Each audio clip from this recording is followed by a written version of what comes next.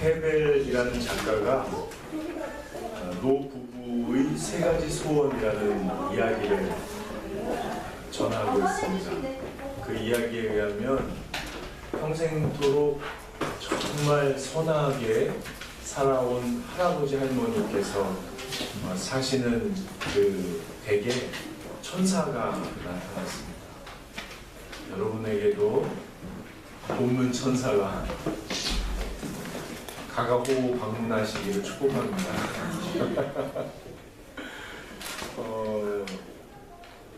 근데 이렇게 얘기하는 거예요. 할아버지 할머니 평생 동안 정말 선하게 사셨습니다. 그래서 세 가지 소원을 들어드리겠습니다. 할아버지께서 아침부터 크고 맛있는 소시지가 드시고 싶으셨던 거예요. 그래서 속으로 소시지 하나 먹고 싶다 그랬더니 정말 앞에 큰 소시지가 맛있는 게 딱 나타나는 거예요. 아침부터 할아버지가 소시지 얘기하는 걸 할머니가 들으셨잖아요. 그러니까 어이없는 할머니가 할아버지를 탁 째려보면서 속으로 이놈의 소시지 저 영감탱이 코에 갖다 붙어라. 코에 탁 붙은 거예요. 당황한 할아버지 할머니께서 겸손한 마음으로 소시지 코에서 떨어지게 해주세요. 그래서 뚝 떨어졌어요. 세 가지 소원이 다 들어주신 거죠. 그래서 결정적인 인생의 그 순간에 소시지 하나를 얻었다는 이야기입니다. 여러분 선택하는 게 참 어렵지만 하나님께서 혹시나 여러분들에게 너 인생에 있어서 정말 이 순간 필요한 것이 무엇이냐 물어보신다면 여러분은 뭐라고 대답하시겠어요? 그리고 그것은 정말 여러분에게 필요한 것인가요? 그리고 그것이 여러분의 인생을, 영혼을 풍요롭게 할 것이라고 장담하시나요? 만약에 하나님께서 여러분들에게 찾아오셔서 너 참 애썼다. 내가 한 가지 소원을 들어줄게.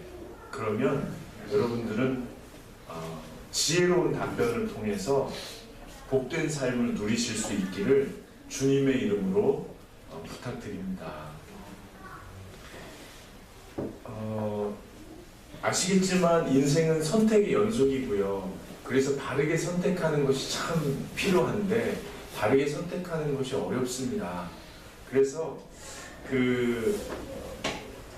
스펜서 존슨이라는 사람이 선택이라는 책에서 왜 사람들이 바르게 선택하지 못하나 이런 얘기를 하는데 바르게 선택하지 못하는 이유는 바르게 선택하지 못한다기보다 선택의 순간에 마음의 평안이 없기 때문이라고 합니다. 그래서 바르게 선택하려면 세 가지가 필요한데 첫째는 나에게 정말 필요한 것이 무엇인지 알아야 된다. 두 번째로는 그것과 관련된 정보를 가능한 한 성실하게 모아야 된다고 합니다. 그리고 그 정보를 가능한 한 이해할 수 있도록 살펴본 다음에 오래 깊이 생각하고 선택할 때 마음의 평안이 있고 그것이 바른 선택으로 이어질 가능성이 있다고 합니다. 여러분, 이처럼 바른 선택을 하기 위해서는 삶의 여유가 필요합니다. 여유란 아무것도 안 하는 상태는 아닙니다. 아무것도 안 하고 있다고 바르게 선택하는 건 아니거든요. 그리고 실제로 사람들을 만나면 너무 바빠서 죽겠어요. 반나절, 아니 하루? 한 달? 아니 하루만이라도 좀 그냥 가만히 있으면 좋겠어요. 그래도 하루 가만히 있지 못합니다. 그래서 정말 여유가 무엇일까? 그 김정은이라는 교수가 있습니다. 2010년을 앞두고 혜성처럼 나타나가지고요. 베스트셀러 작가로, 교수로, 방송인으로, 강연가로 아마 그 시기에 한국에서 제일 핫한 사람 중에 한 명이었죠. 이 사람이 눈코 뜰 새 없이 바빴습니다. 본인이 그러더라고요. 그 사람이 강의하는 걸 들으면 자기가 막 망가지고 너무 쉽게 얘기하고 그러니까 같이 막 깔깔깔 웃다가 막 뒤집어지고 그러는데 가볍기만 하냐? 철학적인 사유와 깊이 있는 고민이 연글은 어떤 삶의 지혜들이 툭툭 나오는데 깜짝깜짝 놀랄 때가 있습니다. 아, 그런 거구나. 이 사람이 뭐라고 했냐면요, 바로 그 순간, 가장 바쁘고 치열하게 살던 그 순간 자기는 행복하지 않았다고 합니다. 심지어 불행했다고 얘기합니다. 그리고 우울했다, 무기력했다, 도망치고 싶었다. 그러다가 어느 날 생각지도 않았는데 혼자 있을 수 있는 시간이 있었던 거예요. 그때 자기가 제일 하기 싫은 게 사람들 앞에서 강의하는 거라는 사실을 깨닫게 됩니다. 그리고 그 순간 모든 직을 내려놓습니다. 그리고 2012년 호련히 일본으로 떠나죠. 거기서 혼자 집거 생활을 합니다. 그가 4년 만에 돌아와서 가끔은 격하게 외로워야 한다는 책에서 자기의 이야기를 이렇게 풀어놓습니다. 일본에서 혼자 있을 때 너무나 고독했다는 거예요. 아무도 만나지 않고 아무데도 나가지 않고 혼자 고독하게 시간을 보내면서 자신이, 아니 인간이 어쩔 수 없이 외로운 존재라는 사실을 깨닫게 된다고 합니다. 그리고 자기만 감당할 수 있는 삶의 무게를 홀로 붙들고 씨름해야 되는 존재라는 사실을, 그리고 고독 속에서 외로움에 치열하게 삶의 무게와 홀로 씨름하는 동안 지금까지 자신이 경험하고 보고 배웠던 것들이 자기 영혼, 존재 안에서 융합되고 통합되면서 하나님께서 창조하신 자기 본래의 모습을 발견하게 됐다고 합니다.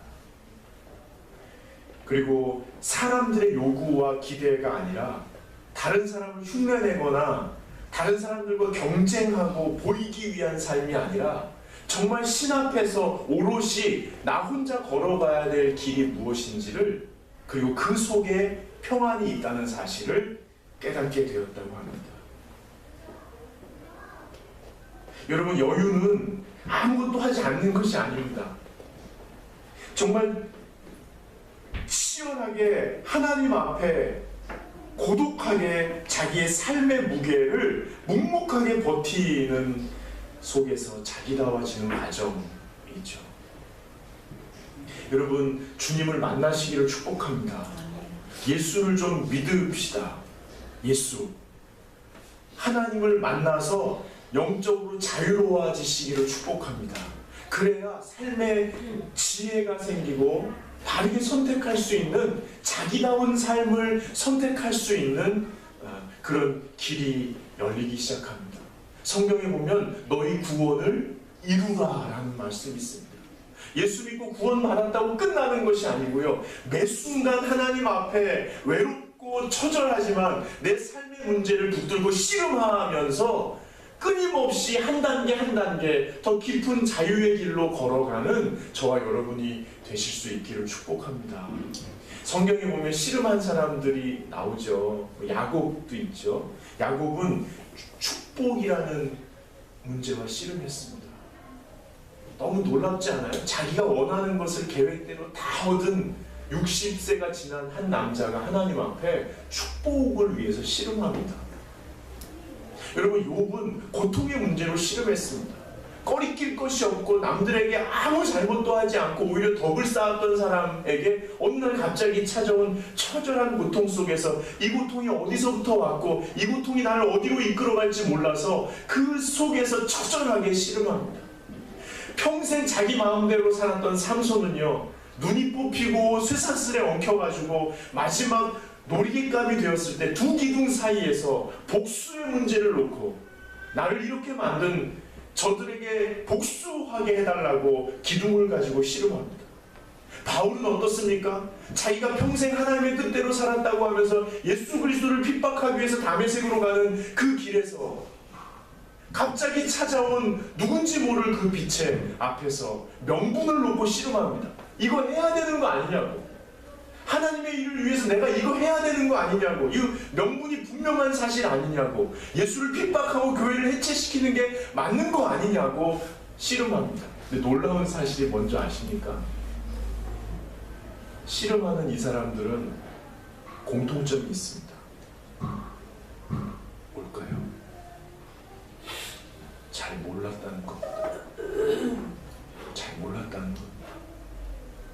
야곱은 밤새 씨름하고서 자기와 밤새 씨름한 그 사람이 누군지 몰랐습니다. 씨름이 끝나고 나서 당신의 이름이 무엇입니까? 라고 물어봤습니다. 욥은요, 내 고통이 어디서부터 왔고 이게 어디서 끝나고 나에게 어떤 삶을 열어줄 것인지 몰랐습니다. 하나님이 왜 나한테 이런 고통을 주는지 몰랐습니다. 삼손은요, 이 복수의 끝이 어딘지, 이 복수를 했을 때 내가 성공한 인생을 사는 건지 실패한 건지 몰랐습니다. 바울은요, 예수를 핍박하는 것이, 그리고 빛 가운데 오신 그분이 누군지 몰랐습니다. 인생이 그렇습니다. 옳고 그름을 떠나서, 열정과 무기력을 떠나서, 기쁨과 슬픔을 떠나서, 이해와 오해를 떠나서 내가 지금 당면한 이 인생에 살아서 씨름하고 있는 그 순간에 뭐 제대로 알 수 있는 게 없는 게 인생입니다. 그러나 여러분 놀랍지 않습니까? 모르기 때문에요.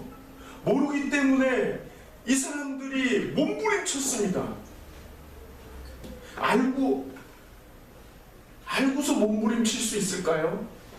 어둠 속에서 이것의 끝이 무엇인지 모르니까 끊임없이 몸부림쳤습니다. 헬렌 켈러가 어둠 속에서 몸부림칠 수밖에 없었던 것. 여러분, 그러나 이들에게 공통점이 있었으니 그것은 그저 주님 앞에서, 아니 어쩌면 주님이라는 게 너무 위대하시기 때문에 알 수도 이해할 수도 없는데, 그들이 말한 주님은 그들이 손다 경험한 초월한 존재, 그저 나보다 조금 나은 존재. 하나님은 위대하시지만 그들이 이해한 신은 그저 내 손이 닿는 치열한 공 위에 계신 그 하나님. 어쩌면 나보다 조금 더 나아서 나를 여기서 꺼내줄 수 있는 가능성이 있는 그 분 앞에 엎드리는 거예요. 여러분, 나보다 조금 나은 존재로 인식되는 그분 앞에 엎드림, 여러분 아마 그러실 거예요. 여러분 중에 하나님을 다 이해하시고 평생 하나님을 따르겠다고 결단하고 이 자리에 나오신 분이 몇 명이나 되겠어요? 어떻게 살아야 될지 모르니까, 아무리 발버둥 쳐도 답이 없으니까, 나보다 조금 낮게 여겨지는 그분이 있다고 하니까 왔는데 손에 잡히지 않는 그분 앞에 엎드려 계신 분들 아닙니까? 그렇다면 나보다 조금 낮게 인식되는 그분 앞에 엎드리는 사람은 다른 말로 겸손한 사람입니다. 겸손한 사람입니다. 하나님은 겸손한 사람을 좋아하시고 교만한 사람을 싫어하시나요? 주님 앞에서 몸부림쳤던 사람들, 겸손한 사람, 여호수아도 그런 사람입니다. 여러분, 여호수아가 어떻게 해야 될지 모르는 이스라엘 백성들에게 오늘 호소하는 내용이 24장입니다. 그런데 오늘 14절부터 18절을 읽었는데요. 그 앞부분에 1절부터 13절에 무슨 내용이 있냐면요, 하나님께서 이렇게 말씀하세요. 아브라함을 내가 그 우상을 숭배하는 아버지 집에서 건져냈다. 하나님이 말씀하시는 거예요. 그리고 아브라함이 이삭을 낳았지 않았니? 이삭이 에서와 야곱을 낳았잖아. 에서에게도 땅을 줬는데 야곱이 떠났어. 에서는 큰 아들처럼 하나님이 주신 땅을 지켰고 야곱은 작은 아들처럼 떠났어. 그래서 그 12아들을 낳아서 12지파 이스라엘 백성이 됐는데 이집트의 노예 생활을 하고 있는 거야. 그래서 모세를 보내서 거기서 건져냈지. 근데 안 나오겠다는 거야. 그래서 내가 10가지 재앙이나 보여주고 나가자고 해도 끝까지 버티는 거야. 그래서 어떻게 장자를 다 죽였잖아. 그리고 끌고 나와서 홍해를 가르고 광야 생활하면서 불기둥과 구름기둥과 옷과 먹을 것과 샘물과 입을 것과 이런 걸 다 줬어. 그리고 적군들이 나타나면 다 이기게 해줬잖아. 그리고 가나안에 들어와서 모든 성을 다 점령하고 이제 너희가 살 수 있게 도와줬어. 여기까지 하나님 말씀이십니다. 그럼 제가 한번 물어보겠습니다. 이 과정 중에 이스라엘 백성이 언제는 착했고 언제는 못됐었나요? 언제는 지혜로웠고 언제는 무지했었나요? 언제는 하나님께 열정적이었고 언제는 열정적이지 않았었나요? 여러분, 지금 여호수아를 통해서 하나님께서는 너희가 어떠함에도 불구하고 나는 늘 너희를 붙들어 주었다. 그런 의미에서 하나님과 씨름하는 사람은 사실은 그 순간만 깨달은 거지 그 전부터 하나님 그와 씨름하고 계셨던 것입니다. 그리고 여호수아가 오늘 14절에 하나님께서 인도하셨으니 그러므로 우리 14절 15절을 한번 읽어보겠습니다. 그러므로 이제는 여호와를 경외하며 온전함과 진실함으로 그를 섬기라. 너희의 조상들이 강 저쪽과 애굽에서 섬기던 신들을 치워버리고 여호와만 섬기라. 만일 여호와를 섬기는 것이 너희에게 좋지 않게 보이거든 너희 조상들이 강 저쪽에서 섬기던 신들이든지 또는 너희가 거주하는 땅에 있는 아모리 족속의 신들이든지 너희가 섬길 자를 오늘 택하라. 오직 나와 내 집은 여호와를 섬기겠노라 하니.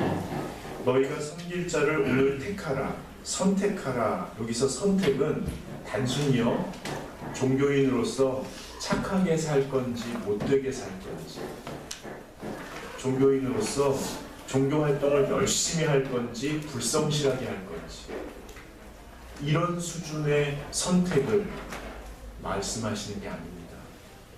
여기서 말하는 선택은 불확실한 상황 속에서도 나와 늘 함께 하시는, 나를 붙들고 계시는 하나님을 붙들고 씨름하며 살아갈 것인지를 선택하라는 겁니다. 하나님께서 나와 동행하신다는 사실을 믿음으로 붙들고 내 상황이 어떤지, 내가 느끼는 게 어떤지, 내 생각이 어떤지, 남들이 나에게 뭐라고 하든지 내가 인식하는 나 자신과 나의 상황과 관계없이 매 순간 나를 붙들고 계시는 그 하나님을 내 마음으로 인정하며 동행하기로 결심하라는 것입니다.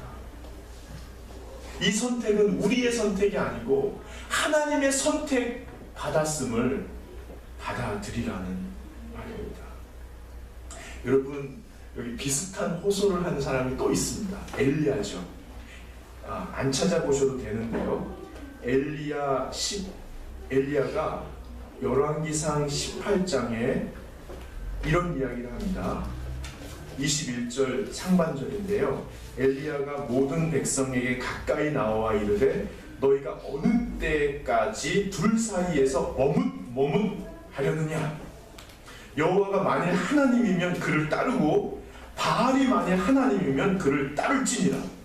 딱 얘기합니다. 이 상황이 어떤 상황인지 혹시 기억나십니까? 예, 아실 겁니다.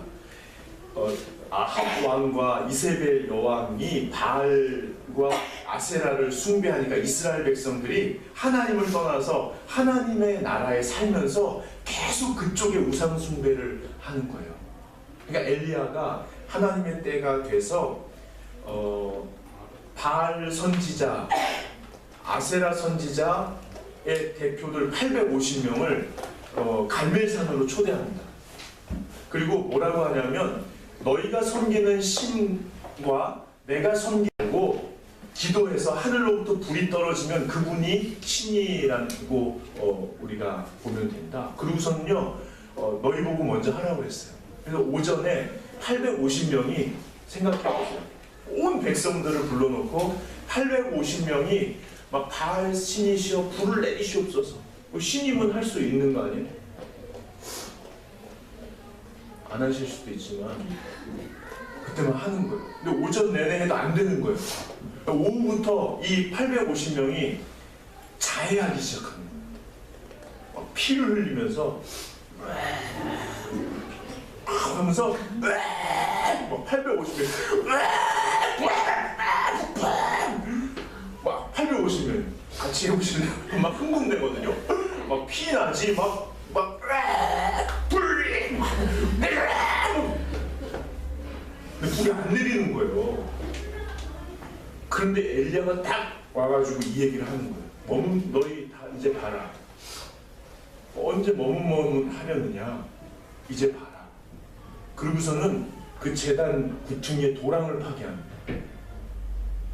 그리고 드럼통 4개로 물을 갖다 붓는 거예요. 그렇게 3번. 도랑에 물이 차고 완전히 물로 나무고 돌이고 다 젖어버렸어요. 거기다 석유를 붓고 불 붙여도 안 붙이게. 물이 철철 지금 넘치는 상황으로 만들어버린 거예요. 그리고서 이렇게 얘기합니다. 하나님이 하나님이심을 지금 보여주세요. 하나님이 살아 역사하심을 보여주세요. 하나님이 이 백성을 아직도 붙들고 계심을 보여주세요. 하는 순간 불이 확 내려서요. 불의 혀가 다 태워버립니다. 나무, 돌, 송아지, 제단, 물까지 다 훑어버립니다. 그러고 나서 그 850명은 다 세상하죠. 여러분, 이 물에 젖은 제단이 상징하는 게 뭘까요? 하나님께 구원을 받고 하나님께 붙들림받은 백성임에도 불구하고 그 영혼의 등불이 꺼져버린 사람, 영혼의 그 촛불, 영혼이 뭐예요? 하나님 앞에서 타오르는 촛불과 같은데 그게 완전히 꺼져버린 사람, 그래서 다시 회복될 가능성이 없는 사람. 여러분 중에 혹시 그런 분들이 계십니까? 그리스도인으로서 하나님을 예배한다고 모이지만 내 영혼의 불꽃이 하나님 앞에서 꺼져버린 것 같은 사람, 하나님께도 버림받은 것 같은 사람, 욥처럼. 그래서 고통 중에 탄식하며 나는 하나님께 버림받았어. 아니, 나는 하나님의 형상이 다 훼손됐어. 그리스도의 구원은 내게서 멀어졌어 라고 여겨지는 분들이 혹시 계십니까? 하나님께서 한 번 터치하시면 그 절망적인 상황이 뜨거운 불로 회복된다고 주님 말씀하시는 겁니다.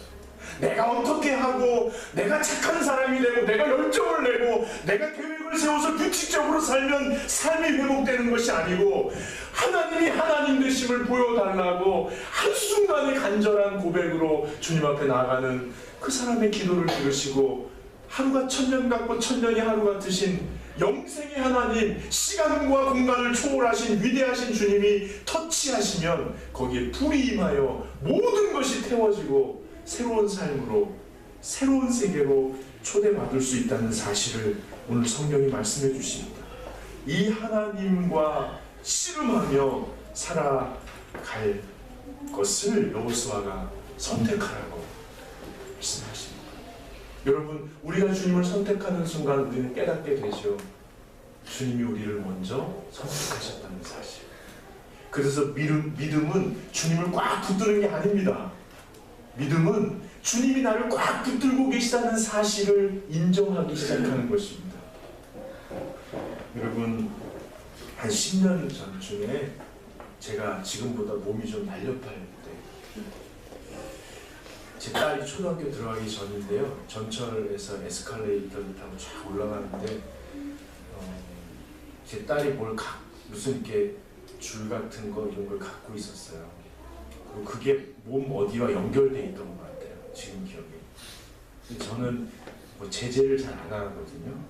왜냐하면 정 위험한 상황이 되면 이제 딱 정리를 하면 되니까 그냥 놔두는데 잘못했죠. 거의 올라가서 그게 그 에스컬레이터 거기에 이렇게 끼인 거예요.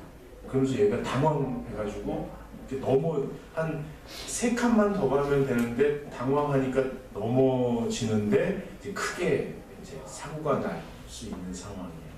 제가 영화를 많이 봤잖아요.